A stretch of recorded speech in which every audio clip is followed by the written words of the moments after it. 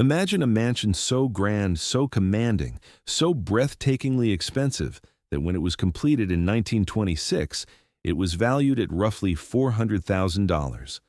In today's money, that's over $7.2 million, a private playground for Washington's elite, a statement of power built on the edge of Rockville, Maryland. And here's what no one's talking about. Today, that same mansion doesn't belong to a billionaire. It doesn't belong to a hedge fund manager or a tech mogul. It belongs to the city of Rockville. It is a public building. Anyone can walk in. The family that built it? Gone. The fortune that funded it? Dissolved. The social world it was designed to impress? Vanished. But the mansion is still standing. It outlived every single person who ever owned it. So how does a mansion worth millions end up in the hands of the government for a fraction of its value? How does a dynasty that reached the heights of Washington society simply disappear within one generation? And what does the story of Glenview Mansion tell us about the nature of wealth, power, and the illusion of permanence? I'm going to show you exactly what happened. The land grabs, the social ambitions, the one decision that cost everything, and the uncomfortable truth about why old money almost always runs out. If you're ready to see what really happened, let's begin. Let's go back to 1838. The United States is a young country, but certain families have already figured out how to extract enormous wealth from the land and from the people forced to work it. In Montgomery County, Maryland, a lawyer and politician named Richard Johns Bowie acquires a large tract of rural land near the small town of Rockville. He calls it Glenview. And in that same year, 1838, enslaved laborers are put to work clearing the land, constructing the first house, and establishing what will become a working farm. Here's the part no one talks about when they discuss the elegance of these old estates. The original Glenview wasn't built by architects and craftsmen paid fair wages. It was built by people who were legally owned. The beautiful pastoral setting that later generations would romanticize was cleared by people who had no choice. Richard Johns Bowie was not some anonymous planter. He was a prominent figure, a former member of the Maryland House of Delegates, and eventually Chief Justice of the Maryland Court of Appeals. This was a man at the center of power. And like most powerful men in antebellum Maryland, his wealth was inseparable from the institution of slavery. The Glenview estate functioned as a working plantation, crops, livestock, the full apparatus of the pre-Civil War agricultural economy. By the 1850s, Montgomery County was home to some of the wealthiest landowning families in Maryland, and the Bowies were firmly in that circle. Land values in the region were climbing, and a well-run estate could generate income equivalent to hundreds of thousands of dollars in today's money annually. But here's the real problem. The entire economic model was about to collapse. The Civil War was coming, and with it, the destruction of the plantation economy that had made men like Richard Johns Bowie wealthy in the first place. The war ended in 1865. Slavery was abolished. The economic foundation of the old plantation South, including Maryland's plantation class, was gone overnight. Estates that had been worth enormous sums suddenly became liabilities. The labor that had made them profitable no longer existed on the same terms. The Bowie family held on to Glenview for decades after the war, but it was a different kind of holding. The prestige was still there, the acreage was still there, but the economic engine that had powered the estate's golden era was gone. They were land-rich and increasingly cash-poor, a pattern that would repeat itself at Glenview more than once. By the late 19th century, the Glenview property had passed through generations of the Bowie family, shrinking slowly as parcels were sold off, divided among heirs, and surrendered to financial necessity. The original house, modest by later standards, still stood. But the great plantation era was over. But worse was coming. Because the next chapter wouldn't be about decline, it would be about reinvention, and reinvention, as it turns out, can be just as dangerous as collapse. Now let's look at the transformation. The year is 1917. America is entering World War I. Washington, D.C. is booming. The federal government is expanding. And a new class of wealthy Americans, not old plantation families, but industrialists, financiers, and their heirs, is emerging as the dominant social force in the capital region. Enter Irene Moore Smith. She is an heiress. She has money, real money. And she has ambition, not political ambition, but social ambition, which in Washington, D.C. in 1917 was just as powerful. Irene purchases a portion of the old Bowie property near Rockville. The price is not fully recorded, but comparable rural estate purchases in Montgomery County at the time ran between $20,000 and $60,000, equivalent to roughly $400,000 to $1.2 million today. She is not buying a farm. She's buying a canvas. Here's the thing about wealthy women in the early 20th century. They could not hold public office. They could not run corporations in most contexts, but they could build. They could entertain. They could create the social spaces where power gathered and connections were made. A great country estate near Washington wasn't just a home, it was a strategic asset. Irene Moore Smith begins transforming the rural Glenview property immediately. The old farmhouse is expanded, the grounds are landscaped, the roads are improved. But she is not finished, not by a long shot. In the early 1920s, Irene marries Dr. James Alexander Lyon, an army surgeon with connections that reach deep into the military and medical establishment of Washington.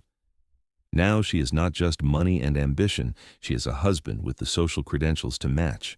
Together, the Lyons make the decision that defines the estate's second golden era. They commission architects to design a brand new mansion, not a renovation, not an addition, a full-scale neoclassical revival mansion designed from the ground up with every feature that Washington's elite would expect from a premier country estate. The project takes years. It is completed in 1926, and what emerges is spectacular. The Glenview Mansion, completed in 1926, is a statement. Neoclassical revival architecture, the same vocabulary used for government buildings and elite university campuses, applied to a private country house. Symmetrical facade, columned portico, formal rooms designed for entertaining on a large scale, guest quarters, service wings, the full apparatus of upper-class country life in the 1920s. Construction costs for a mansion of this scale in 1926 would have run approximately $300,000 to $500,000. In today's money, that's between $5.4 million and $9 million. And that doesn't include the land, the outbuildings, the landscaping, or the furnishings. Here's what no one's talking about. The Lyons weren't just building a house, they were building a brand. In Washington society in the 1920s, your house was your identity. The size of your dining room determined how many senators you could invite to dinner. The quality of your grounds determined whether the right people came back. Glenview was an investment in social capital, and by all accounts, it paid off. Washington society gathered at Glenview throughout the late 1920s and into the 1930s. Military officers, government officials, physicians, financiers, the guests at a Glenview party represented the upper tier of D.C. social life. The Lyons had achieved exactly what Irene had set out to build, a place at the center of the capital's elite world.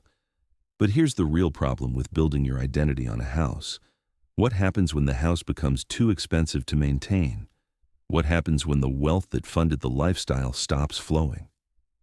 The answer, at Glenview, was a story that played out slowly, painfully, and with a finality that no amount of social prestige could stop. Let's look at the numbers, because the numbers are where the real story lives. A neoclassical revival mansion of Glenview's scale in the 1920s and 1930s didn't just cost money to build, it cost money every single day it existed. Heating a mansion that size, coal-fired in that era, could run $3,000 to $5,000 per year in 1930s dollars. That's $65,000 to $110,000 per year in today's money, just for heat. Domestic staff for an estate of this caliber, groundskeepers, housekeepers, cooks, maids, a butler, a chauffeur, would have required at minimum 6 to 10 full-time employees. At 1930s wages, that's another $6,000 to $12,000 per year. Add today's inflation, and you're looking at $130,000 to $260,000 annually, just for staff. Property taxes on a large estate in Montgomery County were climbing throughout the 1930s and 1940s as the county developed and land values rose. Maintenance on a house of that age and complexity, roof repairs, plumbing, electrical upgrades, ran into thousands of dollars every year.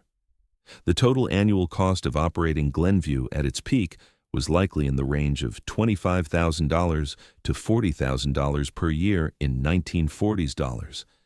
That is, and pay attention here, between $425,000 and $680,000 per year in today's money, every year, year after year after year. Here's the part nobody talks about. These costs don't go down when your income goes down. They go up.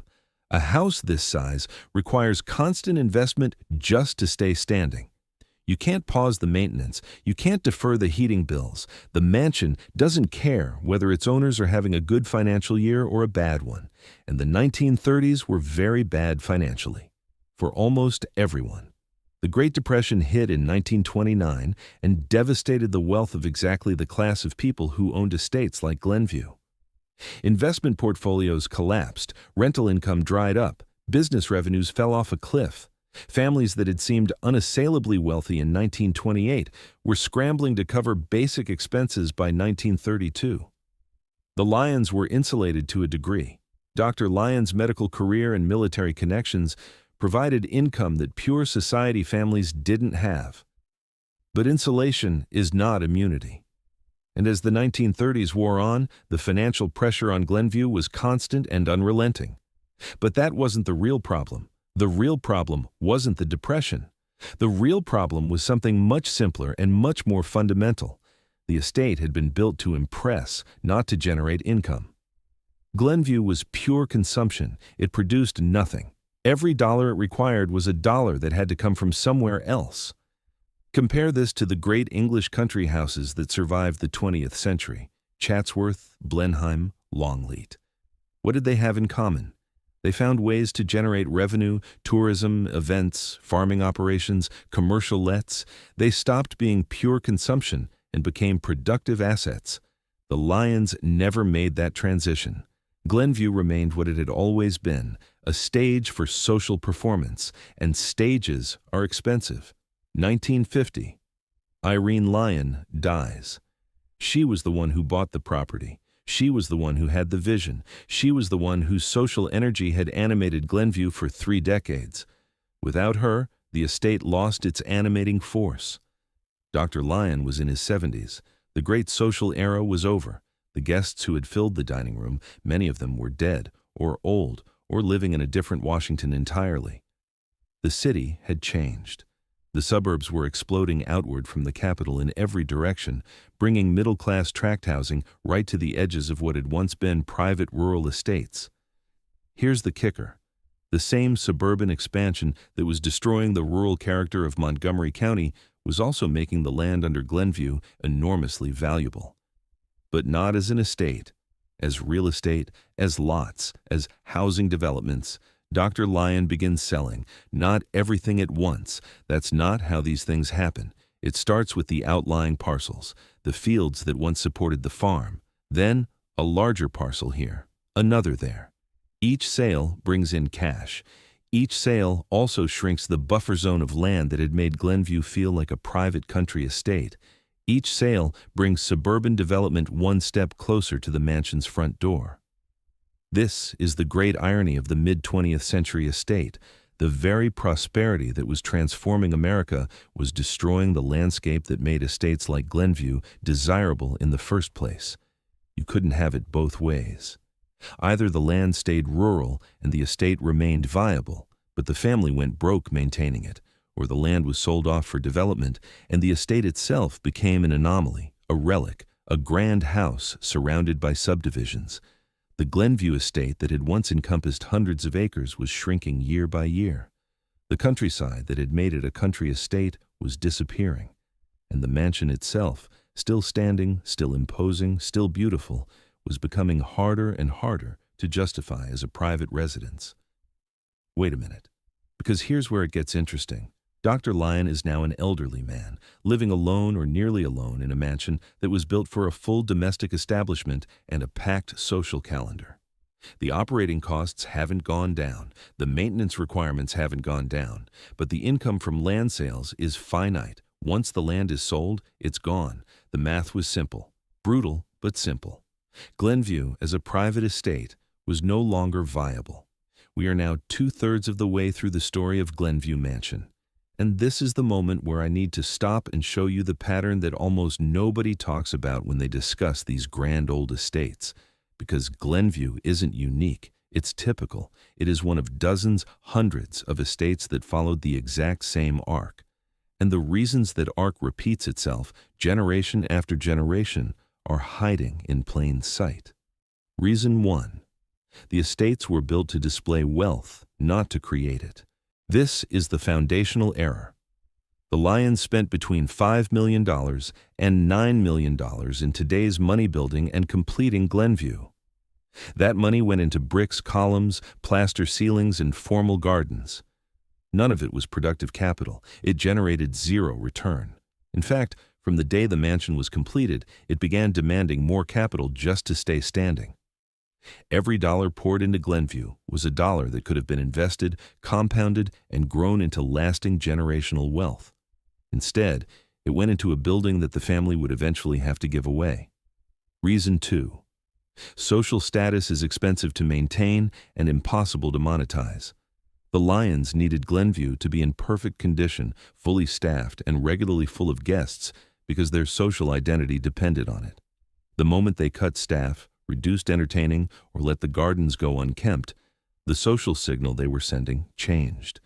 In the world they inhabited, a poorly maintained estate was worse than no estate at all. It signaled decline. So, they were trapped. They couldn't reduce costs without damaging the very thing the costs were supposed to protect. Reason 3. These estates had no succession plan. The great English aristocratic families had entail, a legal mechanism that kept estates intact across generations and prevented heirs from selling off the core property. American estates had no such protection. When Irene Lyon died, Glenview passed to Dr. Lyon. When Dr. Lyon died or could no longer maintain it, there was no structure in place to keep it together. Heirs could sell, heirs could divide, heirs almost always did. The estate that took decades to assemble could be dissolved in months. Reason 4. The operating costs compounded while the income sources eroded. Maintenance costs on a 1926 mansion didn't stay flat. They increased as the building aged, as technology required upgrades, as labor costs rose. Meanwhile, the income sources that had supported the estate, investment returns, land rents, professional income, were vulnerable to economic shocks, taxation, and the simple passage of time. The gap between what the estate cost and what the family earned from all other sources was always growing, always widening, until it became unbridgeable. Reason 5. The suburban transformation of America made these estates obsolete. In 1917, when Irene Moore Smith bought the Glenview property, Rockville, Maryland was a small country town surrounded by rural farmland. The estate's value and character depended entirely on that rural setting. By 1950, the post-war suburban boom was transforming the entire Washington metropolitan area. Highways were being built, subdivisions were spreading. The rural buffer around Glenview was being consumed by exactly the kind of middle-class development that the estate's owners had always kept at a comfortable distance. There was no stopping it. The world changed around the mansion, and the mansion couldn't change with it. Reason 6. One generation built the wealth, subsequent generations merely spent it. This is the pattern that historians of the Gilded Age see over and over again. The first generation, the entrepreneurs, the industrialists, the lawyers and physicians who made the money, had the energy, ambition, and discipline that wealth creation requires. The second generation inherited the lifestyle without inheriting the drive, and the third generation, if there was one, often inherited nothing but debt. The Glenview story compressed this pattern into a single generation. Irene built it, Irene sustained it, and when Irene died, it began to fall apart almost immediately. Reason 7. Preservation was treated as a problem rather than an opportunity. When Glenview became too expensive for private owners, the response was to find a buyer, any buyer, who could take it off their hands. There was no long-term preservation strategy, no endowment fund, no plan to make the estate economically self-sustaining through heritage tourism or event revenue. The family was simply trying to exit, and the exit they found, selling to the city of Rockville, was the best available option given those constraints. But it meant the end of the estate as a private expression of wealth and taste. It became public property, a civic resource, which is admirable in its own way, but it is not what the Lions built it to be. 1956, the city of Rockville purchases Glenview Mansion and the surrounding land. The price is not publicly celebrated. It doesn't need to be. What matters is the transfer from private hands to public hands, from a millionaire's estate to a civic center. Think about what that number represents. A mansion that cost the equivalent of $7 million to $9 million to build in today's money, sold to a municipal government for a fraction of that. The loss is staggering. But it wasn't really a choice. By 1956, the options available to the estate's owners had narrowed to almost nothing. They could continue hemorrhaging money trying to maintain a property they couldn't afford. They could sell it to a developer who would demolish it and build tract housing, or they could sell it to the city, which would at least preserve the building. They chose preservation, and that choice, made under duress, is the reason Glenview Mansion still exists today. The city of Rockville converts the estate into a civic center. The mansion becomes an event venue, a cultural facility, a home for community programs and local organizations. The formal rooms that once hosted Washington society now host wedding receptions, art exhibitions, and city council functions. Here's the real problem, and this is the part that stings if you think about it carefully. The mansion was saved, but what was saved was the shell. The social world that animated it, the wealth that sustained it, the family that gave it meaning. All of that was gone. The building survived. Everything that made it more than a building did not. And this is actually typical. Walk through the great country houses of England, the former millionaire estates of Newport, Rhode Island, the plantation houses of the Deep South that survived the 20th century. In almost every case, what was preserved was the architecture. The living culture that created those spaces, the family networks, the social rituals, the economic relationships, is gone. Museums, civic centers, and heritage tourism are what's left, beautiful, educational, but fundamentally different from what existed before. Now, here's where this story connects directly to the present, because the pattern we've just watched, wealth displayed rather than invested, estates that consume rather than produce, fortunes built in one generation and dissolved in the next, is not a 19th or 20th century phenomenon. It is happening right now. Consider the world of professional athletes. The average NFL career lasts approximately 3.3 years. The average rookie salary in 2024 is around $750,000. The average career earnings for a mid-tier NFL player, not a superstar, just a solid professional, runs to several $million. And yet study after study shows that roughly 78% of NFL players are in financial distress within 2 years of retirement. Within 5 years, roughly 16% have declared bankruptcy. What does that have to do with Glenview Mansion? Everything. The pattern is identical. Large sums of money flow in. The money is used to build a lifestyle. Houses, cars, entourages, parties, that consumes capital rather than generating it. The income source is finite. The lifestyle costs are not. And when the income stops, the lifestyle collapses. The NFL player's mansion in a gated community is Glenview. The private jet is the domestic staff. The entourage is the social circle that demands constant, expensive maintenance. The game is different. The era is different. The financial structure is exactly the same. And it's not just athletes. Lottery winners, people who receive sudden, enormous windfalls, follow the same pattern with disturbing regularity.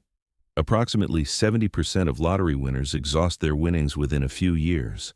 The money flows in, immediately flows out into consumption, and leaves nothing behind except memories of a lifestyle that could not be sustained. Wait a minute. Here's the kicker. These patterns aren't hidden. They're documented. They're studied. The financial literature is full of case studies. The sports pages are full of cautionary tales. The history books are full of ruined estates. And yet people keep making the same mistakes, generation after generation, era after era. Why? Because the impulse to display wealth is not a financial calculation. It is a human impulse. It is about identity, about status, about the deep desire to be seen and recognized and admired. And that impulse does not respond to financial logic. It responds to social pressure. The same social pressure that drove Irene Lyon to build a neoclassical revival mansion near Rockville, Maryland in 1926 is the same pressure that drives a 25-year-old NBA player to buy a $4 million house in his second season before he has a guaranteed long-term contract. The mechanism is the same. Only the price tags have changed. Let's come back to the mansion itself. Because Glenview didn't disappear. It didn't burn down, wasn't demolished, wasn't swallowed by development. It survived. And its survival tells its own story. Today, Glenview Mansion stands inside Rockville Civic Center Park, a 135-acre public park in the heart of what is now a dense, prosperous suburban city.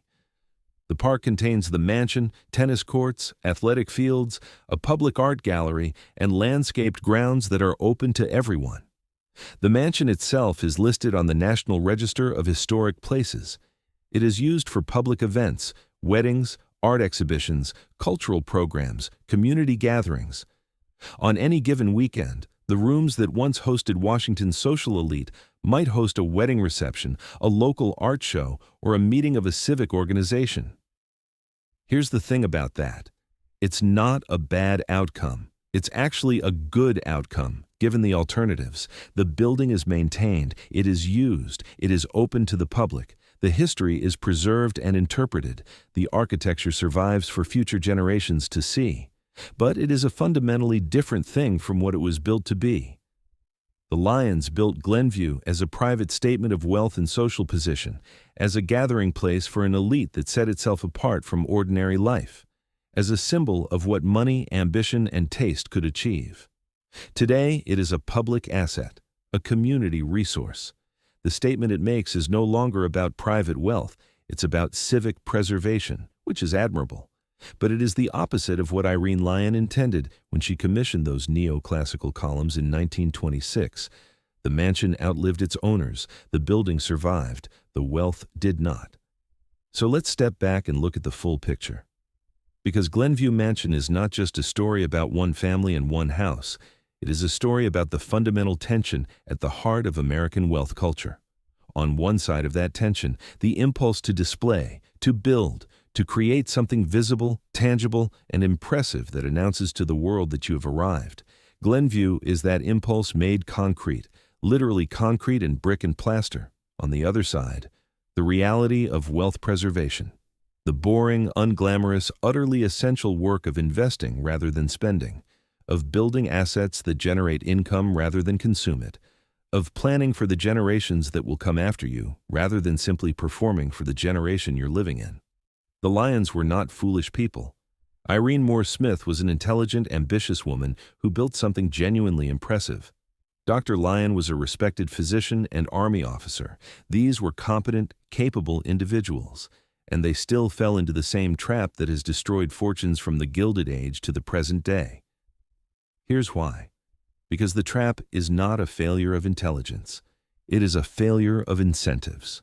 In Washington society in the 1920s, the incentives rewarded display. The people who built great estates rose in social standing. The people who quietly invested their money and lived modestly did not get invited to the right parties. The social system rewarded exactly the behavior that was financially ruinous. And the Lyons, like hundreds of families before and after them, responded to the incentives of their social world. The mistake wasn't building the mansion. The mistake was building the mansion without a financial structure that could sustain it across generations. No endowment, no income-generating component, no succession plan. Just the mansion itself, sitting on its land, consuming resources, waiting for the moment when the family's income would no longer be sufficient to keep it going. That moment came. It always does. Let me give you the final numbers, because numbers are where the real story lives. The original Bowie estate, established in 1838, encompassed hundreds of acres of prime Maryland farmland.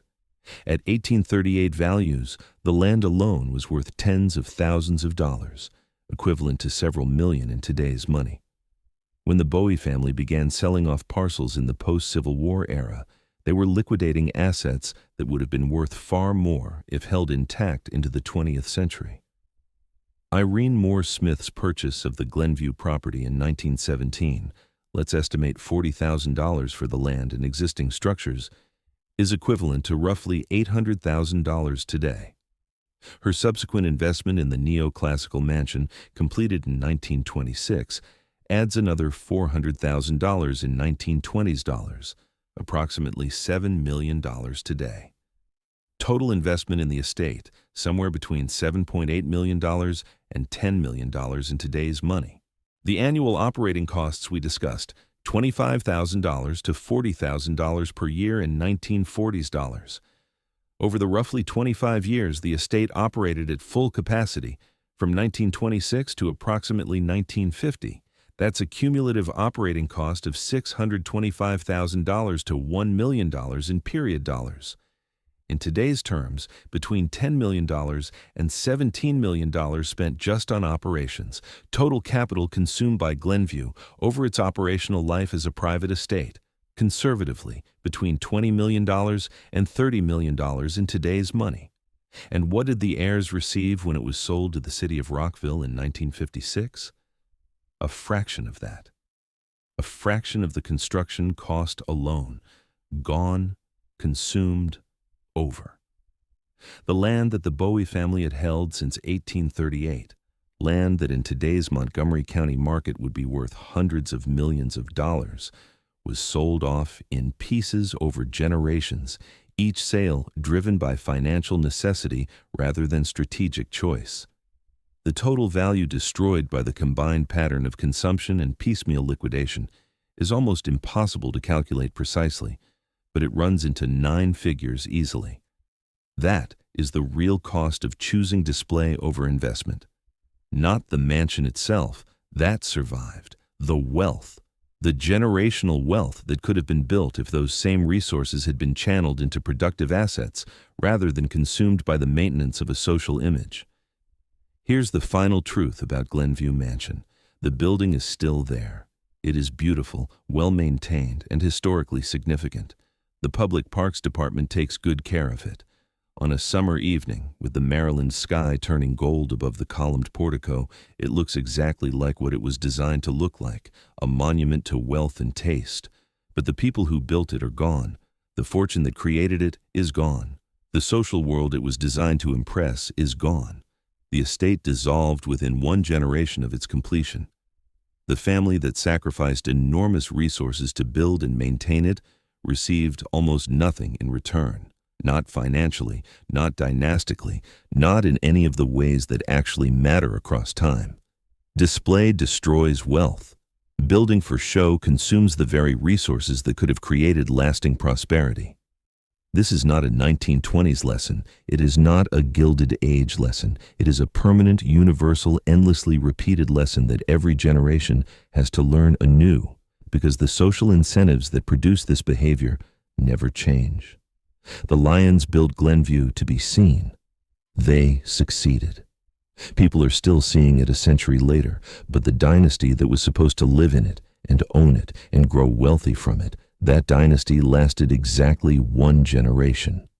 And nobody's talking about this because the mansion is prettier than the lesson. Because a neoclassical mansion with columned porticos and formal gardens is a much more compelling story than a compound interest calculation. Because display is visible and investment is invisible. Because the houses that last are the ones you can photograph, and the fortunes that last are the ones you can't. The wealthy families of the Gilded Age and the Progressive Era built hundreds of mansions like Glenview. Some are museums, some are schools, Some are government offices. A very few remain in private hands, sustained by extraordinary financial discipline across generations, or by wealth so vast that even the consumption of a great estate barely registers. Most are gone, demolished, subdivided, converted, or still standing, beautiful and preserved, owned by a city or a county or a heritage trust, maintained not by the families that built them, but by the public that eventually inherited them, the mansion that outlived its millionaire owners, the story of Glenview, the story of the Gilded Age, the story of wealth, display, and the endless costly illusion of permanence. If this story resonated with you, wait until you see what happened to Beechwood Mansion, the Newport estate the Astor family built to dominate American society, and how the most famous name in Gilded Age wealth became a ghost almost overnight. That story is coming next. Story is